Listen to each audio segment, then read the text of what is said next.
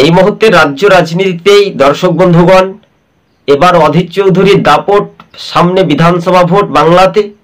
কিন্তু তার আগে একটা টার্গেট যে হুমায়ুন কবির বলেছিলেন না, তিনি অধীর চৌধুরীর হিন্দু ভোটে একটা বড় মাপের একটা ভূমিকা ছিল। অধীর চৌধুরীর নাম শুনেই তার প্রতীকে কিন্তু সেই ছাপটা দিয়ে তাকে জয়যুক্ত করাতো।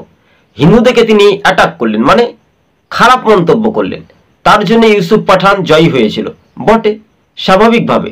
তাই হুমায়ুন কবিরকে সবসময় কাজে লাগাবে, আবার বলবে এসো তোমাকে মন্ত্রী দেব, তুমি আবার কিছুটা বলো, তাহলে আমরা বিধানসভা ভোটে পার পেয়ে যাব। তাই হুমায়ুন কবিরকে এখন তৃণমূল দল গোসছে না, তাই তিনি কি করবেন এখন তার ব্যক্তিগত রাজনৈতিক জীবন মহল সেটাই বলার বিচার। তৃণমূল ছেড়ে, আমরা এটুকু আশ্বাস দিচ্ছি বা ভরসা করছি আপনাদেরকে দিতে চলেছি, তৃণমূল ছেড়ে কংগ্রেসে যোগ দিতে চলেছেন, অর্থাৎ কয়েক হাজার ভোটার। কার হাত ধরে? অধীর চৌধুরীর হাত ধরে। রাত পোহালেই বিহার বিধানসভা ভোটের ফল প্রকাশ। কিন্তু তার আগে শাসক দলের তাসের মতো ঘর ভাঙবে। আপনারা এটা ভাগ্য নির্ধারণ বা পরীক্ষা করে জানতে পারবেন বা বুঝতে পারবেন।